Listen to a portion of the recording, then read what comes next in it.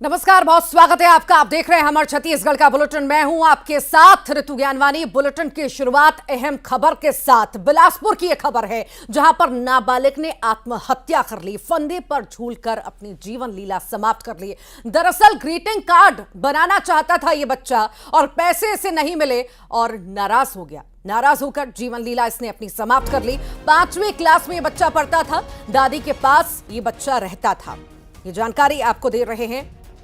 5वीं क्लास में बच्चा पढ़ता था जिसने अपनी जीवन लीला समाप्त कर ली है, मौत को गले लगा लिया है। ग्रीटिंग कार्ड बनाना चाहता था, ग्रीटिंग कार्ड के पैसे नहीं मिलने से नाराज हो गया और फांसी के फंदे पर लटक गया। बिलासपुर की हम बात कर रहे हैं, बिलासपुर का जिक्र कर रहे हैं जहां पर बच्चे ने अपनी जीवन लीला समाप्त कर ली। जरा सी छोटी छोटी बातों पर बच्चों का यूं मौत को गले लगा लेना कई सारे सवाल खड़े करता है। ज्यादा जानकारी के लिए सहयोगी उमेश मौर्य हमारे साथ जुड़ गए हैं। उमेश, बहुत सोचने विचार करने की जरूरत है यहां पर कि आखिर इतनी छोटी छोटी बातों पर जिस तरह से बच्चे ये बड़े कदम उठा रहे हैं, आखिर किस दिशा में आगे जा रहे हैं?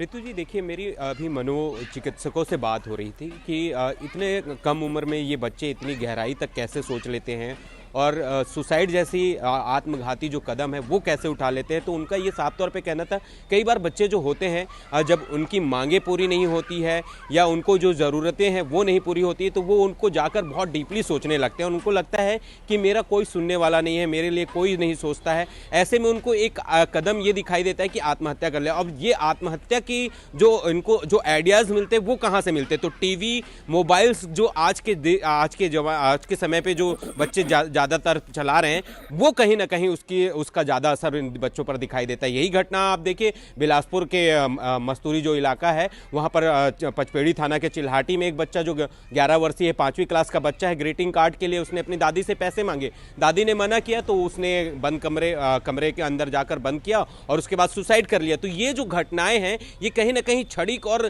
त्वरित एक्शन बच्चे जो है इस तरह की घटनाओं में लेते हैं और एक आत्मकदम उठाते हैं, आत्मघाती कदम उठाते हैं।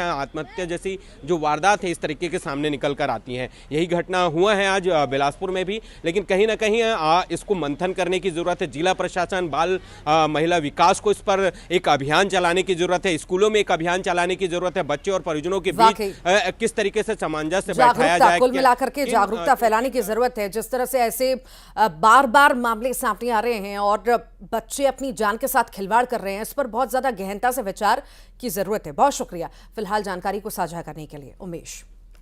चलिए आगे बढ़ेंगे और अब जिक्र करेंगे दुर्ग का, जहां पर हत्याकांड का खुलासा हुआ है। दोस्त ने ही दोस्त को मौत के घाट उतार दिया। पूरा विवाद पैसों को लेकर के था। पुलिस ने फिलहाल आरोपी को गिरफ्तार कर लिया है। यह बड़ी सफलता पुलिस के लिए मान सकते हैं। 24 घंटे के अंदर गिरफ्तारी हो चुकी है आरोपी की। कुम्हारी थाना क्षेत्र का यह पूरा मामला है जहां पर पैसों के लेन देन को लेकर यह विवाद बढ़ा और विवाद बढ़ते बढ़ते हत्या तक पहुंच गया। दोस्त ने दोस्त को मौत के घाट उतार दिया पैसे के विवाद को लेकर के। पुलिस ने गिरफ्तारी कर ली है। अब पूरे मामले में आगे गहनता से जांच जारी है। ये कुम्हारी थाने का मामला है। यहाँ पे मृतक और जो आरोपी है दोनों ने रात को शराब साथ में पिया था और शराब पीने के बाद दोनों के बीच में किसी मुद्दे को लेके बहस हुई थी जिसमें दोनों के बीच हाथापाई हुई। तो इसी दौरान आरोपी ने एक पत्थर उठा के उसको मारा जिससे कि मृतक की मृत्यु हो गई।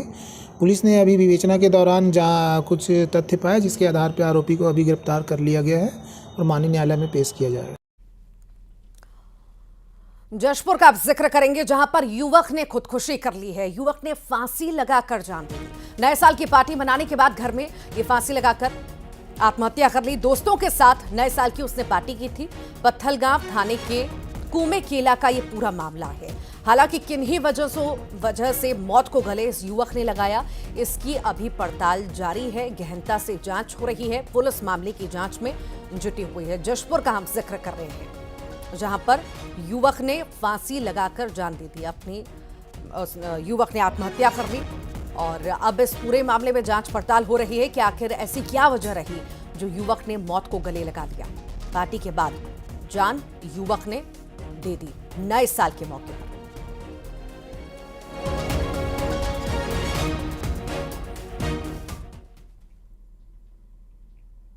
धमतरी में नवजात का शव मिला है। बासी खाई का गांव में यह शव मिलना बताया जा रहा है। ग्रामीणों की सूचना पर पुलिस पहुंची। ग्रामीणों से पुलिस ने पूछताछ भी की। केरेगांव थाना क्षेत्र का यह पूरा मामला है जहां पर शव पाया गया है। धमतरी का हम जिक्र कर रहे हैं जहां पर नवजात का शव मिला है। बासी खाई गांव में यह शव मिलना बताया जा रहा है। हालांकि जांच पड़ताल हो रही है कि आखिर क्या कोई बच्चे को इसी तरह छोड़कर चला गया है, कहां से ये बच्चा आया, कौन है, सभी पहलुओं पर जांच हो रही है और आसपास के लोगों से भी पुलिस पूछताछ कर रही है कि आखिर उस बच्चे को यहां पर कौन छोड़ के गया। शव बरामद हुआ है, बच्चे की मौत हो चुकी है। ये शव बच्चे का बरामद हुआ है, नवजात ये बच्चा है, जिस पूरे ही मामले में अभी पड़ताल पुलिस कर रही है। केरेगांव थाना क्षेत्र का यह मामला होना बताया जा रहा है।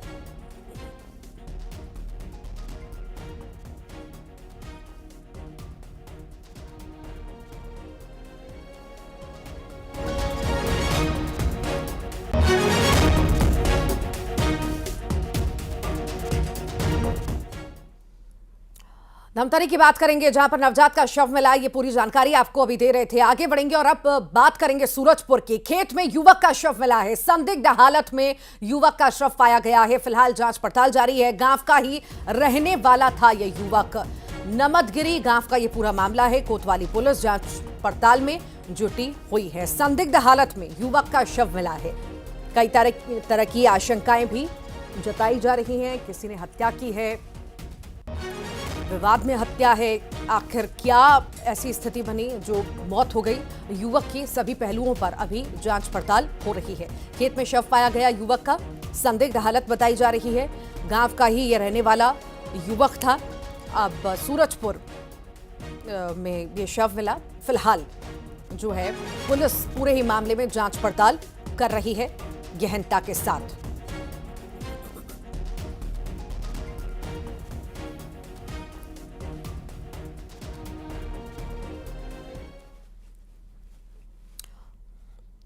सूरजपुर की बात करेंगे जहां पर युवक ने महिला आरक्षक पर मारपीट का आरोप लगाया है। पूछताछ के नाम पर पिटाई की गई युवक के साथ और यह आरोप उसके द्वारा युवक द्वारा लगाए जा रहे हैं। थाने में इसकी लिखित शिकायत भी की है।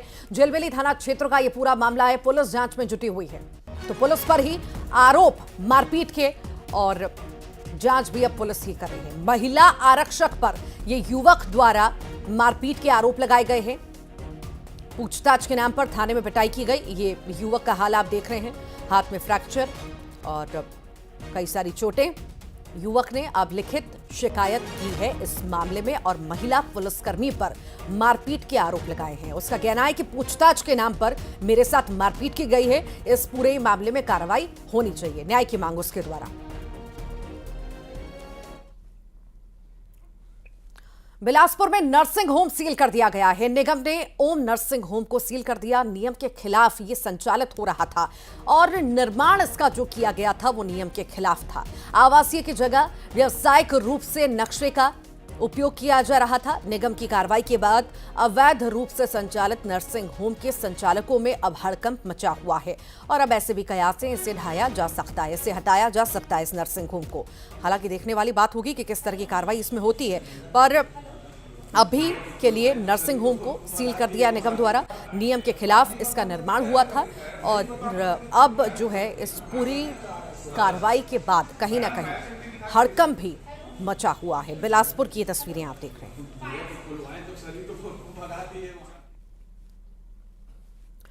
गरियाबंद से बड़ी खबर का अब जिक्र करते हैं जहां पर अवैध धान पर बड़ी कार्रवाई देखने को मिली है। उड़ीसा के अवैध धान पर लगातार एक्शन लिया जा रहा है। मैनपुर राजस्व टीम को बड़ी सफलता इस मामले में मिली है। 100 कट्टा धान बरामद हुआ। उड़ीसा का धान था। छत्तीसगढ़ में समर्थन मूल्य में खपाने की पूरी तैयारी इनकी थी, पर उसी से पहले ही बड़ी कार्रवाई प्रशासन द्वारा अवैध धान पर बड़ा शिकंजा कसा गया है, एक्शन लिया गया है। मैनपुर राजस्व टीम को यह बड़ी सफलता मिली है। छत्तीसगढ़ में ये खपाने की तैयारी में निकले थे। बड़ी संख्या में बोरियां जब्त की गई हैं। 100 कट्टा धान जब्त किया गया है। खपाने की तैयारी में थे। हालांकि उससे पहले ही दबिश देकर टीम ने बड़ा एक्शन लिया है अवैध धान के खिलाफ।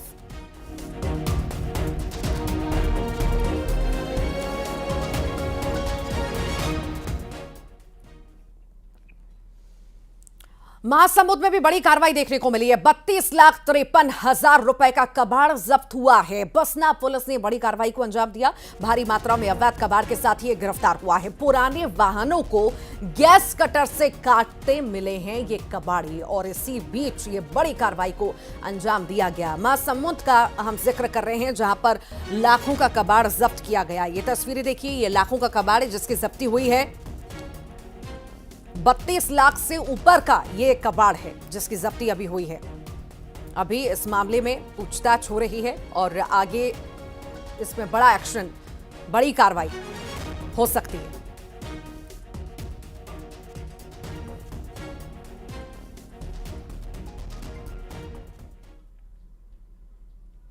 जगदलपुर में नशीली दवा बेचने वाला गिरफ्तार हुआ है। 100 से ज्यादा नशीली सिरप जब्त की गई है। इससे बाहर से सिरप लाकर ये युवक बेच रहा था। आरोपी के खिलाफ एनडीपीएस एक्ट में ये कार्रवाई देखने को मिली है। तो अवैध कहीं ना कहीं अवैध तरीके से ये काम करना और नशे का कारोबार करना, इस पर शिकंजा कसता नजर आ रहा है। नशीली सिरप की खेप बरामद की गई है। नशीली सिरप की खेप बरामद की गई है। बाहर से आकर के ये युवक ये नशीली सिरप बेच रहा था। एनडीपीएस एक्ट के तहत इस पूरे मामले में कार्रवाई हमें देखने को मिली है। नशे की खेप बरामद हुई।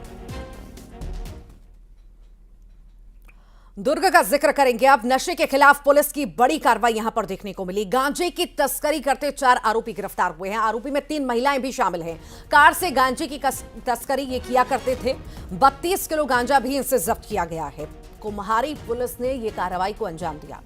गांजे की तस्करी करते 4 आरोपी गिरफ्तार, जिसमें 3 महिलाएं भी शामिल होना बताई जा रही हैं। कितने लंबे वक्त से ये गांजे की तस्करी कर रहे थे, कहां से ला रहे थे, कहां ले जा रहे थे और आखिर कहां कहां से इनके तार जुड़े हुए हैं, तब सभी पहलुओं पर अभी इस पूरे मामले में जांच जारी है, पूछताछ जारी है। फिलहाल गिरफ्तारी 4 की हुई है। पूरे मामले में एक्शन लिया गया है।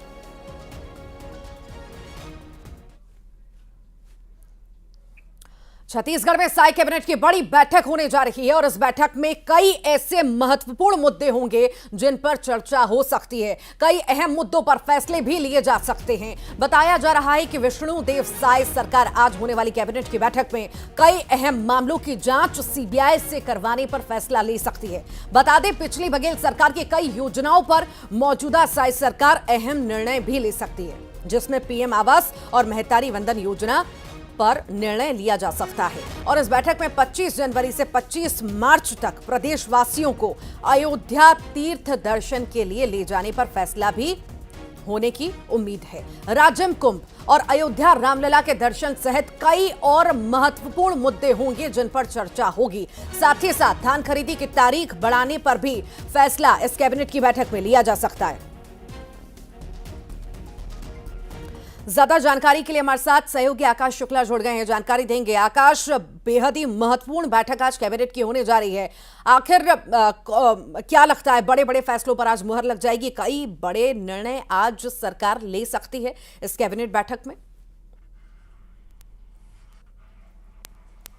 देखिए, साय कैबिनेट की बैठक वर्ष 2024 की ये पहली बैठक है, नए साल की पहली बैठक। इसमें कई महत्वपूर्ण जो निर्णय है वो होंगे। सीधे तौर पर मोदी की गारंटी को लेकर फैसला होगा। इसमें धान खरीदी के संबंध में जो निर्णय लिए जाएंगे वो महत्वपूर्ण होंगे। इसके साथ ही महतारी वंदन योजना, जो मोदी की गारंटी में सबसे बड़ी गारंटी के रूप में माना जा रहा था, उस पर निर्णय हो सकता है। अयोध्या जो तीर्थ को लेकर योजना बनाई जा रही थी, उसके निर्देश भी विभाग को दिए गए हैं। इस पे बड़े निर्णय हो सकते हैं। इसके अलावा भी अहम जो फैसले हैं वो लिए जाएंगे। दोपहर 3 बजे बैठक शुरू होगी। महानदी मंत्रालय में सभी मंत्री पहुंचेंगे। मुख्यमंत्री की मौजूदगी में बैठक होगी जो 5 बजे तक चलेगी। तो इस तरीके से पूरी जो प्रक्रिया है वो तय की गई है।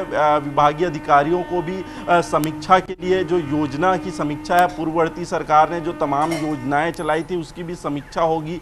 कौन सी योजनाएं बंद करनी है और कौन सी योजनाओं को परिवर्तित किया जाना है, इसको लेकर भी महत्वपूर्ण फैसला आज कैबिनेट की बैठक में लिया जा सकता है। जी, कई महत्वपूर्ण फैसले इस बैठक में आज लिए जाएंगे। हालांकि आप लगातार नजर बनाए रखिएगा इस कैबिनेट बैठक पर, आपसे अपडेट लगातार लेते रहेंगे। बहुत शुक्रिया आकाश।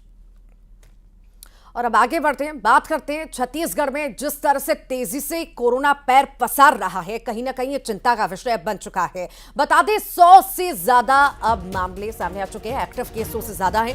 प्रदेश में कोरोना के 27 नए मरीज मिले हैं। रायगढ़ की बात करें 9, दुर्ग से 5, रायपुर से 4, बस्तर, कोरिया, बेमेतरा में 2-2 मरीज मिले हैं। तो वहीं बालोद, धमतरी, सुकमा का जिक्र करें तो यहां पर 1-1 मरीज मिले हैं। प्रदेश में एक्टिव मरीजों की संख्या 107 पर पहुंच चुकी है और रायपुर में एक्टिव मरीजों की संख्या 20 पर पहुंच चुकी है।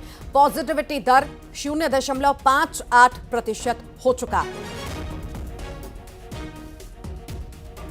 ज्यादा जानकारी के लिए सहयोगी तनु वर्मा हमारे साथ जुड़ गई हैं, जानकारी देंगी। तनु, कोरोना बहुत तेजी से पैर पसार रहा है छत्तीसगढ़ में, अलग अलग जिलों में अलग अलग तरह से मामले सामने आ रहे हैं।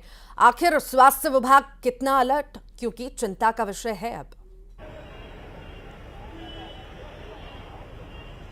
जी बिल्कुल रितु, देखिए छत्तीसगढ़ में कोरोना के मामलों में लगातार बढ़ोतरी दिखी जा रही है और अब स्थिति जो है काफी चिंताजनक हो गई है, क्योंकि अब राज्य में कोरोना के जो मामले हैं वो 100 के पार हो गए हैं। बीते 24 घंटे में राज्य में 27 नए मरीजों की पहचान हुई है, जिसमें रायगढ़ में सबसे अधिक 9 मरीज मिले हैं।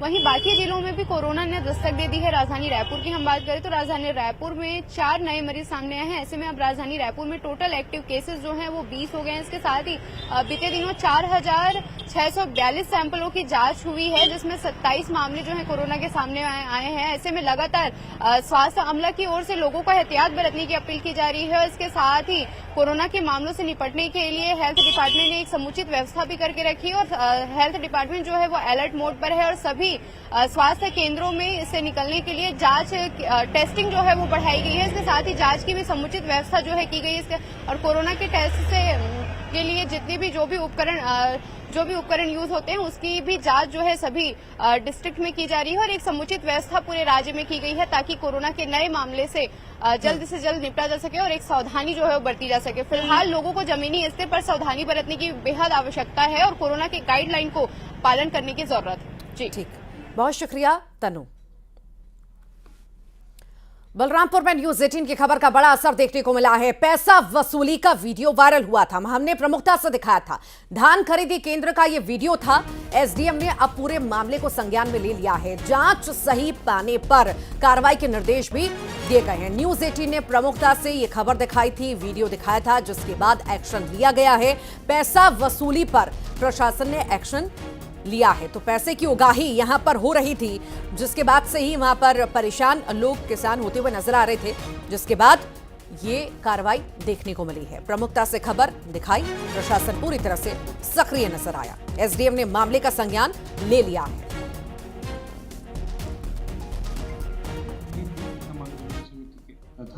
मैं भी गया हुआ था वहाँ समिति में। जांच अभी चल रही है, जांच के बाद अगर वो सही पाया जाता है तो उसका कार्रवाई के लिए नाम प्रस्तावित किया जाएगा। नहीं, इसके पहले भी हमको शिकायत मिली थी एक जगह समिति की, तो तत्काल उसको हटाया गया था। धमतरी में फर्जी अफसर गिरफ्तार हुआ है। दरअसल उगाही के मामले में यह मुख्य आरोपी है। मुख्य आरोपी कैलाश कुमार साहू आज गिरफ्तार हो गया। राष्ट्रीय अपराध जांच ब्यूरो यानी कि एनसीआईबी का अधिकारी बताकर उगाही किया करता था। होटल संचालक को धमकी दे रहा था और 50,000 रुपए की उगाही भी इसके द्वारा की गई थी। पहले भी 4 आरोपी इस मामले में गिरफ्तार हो चुके हैं, पर यह मुख्य आरोपी है जिसकी गिरफ्तारी अब जाकर के हुई है। तो वहीं बात करें रायपुर की, तो मंत्रियों को बंगला अलॉट हो चुका है। विधानसभा अध्यक्ष को बंगला अलॉट हुआ। रमन सिंह को A1 बंगला अलॉट हुआ। विधानसभा अध्यक्ष रमन सिंह को अलॉट हो गया। अरुण साफ की बात करें, D8 बंगला मिला है। साफ को सिविल लाइन स्थित D8 मिला है। विजय शर्मा को C3। सभी मंत्रियों को अब बंगले अलॉट कर दिए गए हैं। किरण सहदेव को भी सिविल लाइन में अलॉट हुआ बंगला, तो वहीं प्रदेश अध्यक्ष को भी बंगला अलॉट हो चुका है। राजधानी रायपुर में नया सीएम हाउस और नए मंत्रियों के बंगले बनकर तैयार हो चुके हैं। सीएम हाउस पूरी तरह से हाईटेक है। सीसीटीवी से लेकर सुरक्षा के तमाम मापदंडों का ख्याल रखकर 60 करोड़ से अधिक की लागत से बनकर तैयार है। मुख्यमंत्री और मंत्री कभी भी अपने नए आवास में जा सकते हैं। तस्वीरें भी आपको दिखा रहे हैं। नया सीएम हाउस पूरी तरह से बनकर तैयार है और सभी मंत्रियों के बंगले भी तैयार हैं। मुख्यमंत्री आवास पूरी तरह से बनकर तैयार है और आप देख सकते हैं कि कि यहाँ पर पूरी तरह से जो काम चल रहा था, जो वर्क चल रहा था, वो कंप्लीट हो चुका है। कभी भी हैंडओवर लिया जा सकता है और बड़ी बात यही है कि यहाँ पर मुख्यमंत्री जब भी चाहें यहाँ पर आ सकते हैं। और आप देख सकते हैं, मैं अपने सहयोगी मनीष गीते से कहूँगा कि दिखाए, यहाँ पर जन दर्शन और जन चौपाल के लिए अलग से हाल की व्यवस्था है वो की गई है और पूरा सुसज्जित तरीके से सीएम हाउस बनाया जा चुका है। और इसके अलावा मंत्रियों के बंगले हैं वो भी व्यवस्थित रूप से बनाए जा चुके हैं। मतलब यही है, सरकार बदल चुकी है और अब जब भी चाहे मंत्री नया रायपुर के बंगले पर शिफ्ट हो सकते हैं। साथ ही साथ मुख्यमंत्री भी यहां पर शिफ्ट हो सकते हैं। कैमरा पर्सन मनीष गीते के साथ युगल तिवारी, न्यूज़ 18 रायपुर, छत्तीसगढ़। 22 जनवरी बेहद ही खास दिन, इतिहास रचने वाला दिन और इसी दिन छत्तीसगढ़ में ड्राई डे घोषित किया गया है। रायपुर में कल सीएम ने प्रेस कॉन्फ्रेंस की और यह घोषणा कर दी है। रामलला की प्राण प्रतिष्ठा पर सीएम ने कहा कि प्राण प्रतिष्ठा के दिन ड्राई डे रहेगा। अयोध्या में राम मंदिर का उद्घाटन हो रहा है और भगवान राम का ननिहाल है छत्तीसगढ़, इसीलिए ड्राई डे इसे घोषित किया गया है। सुशासन सप्ताह मना रहे हैं हम, सीएम ने यह कहा। ये भी बता दें आपको कि अयोध्या भेजा गया है 3000 टन चावल, 3000 टन सुगंधित चावल भेजा गया है राम की नगरी।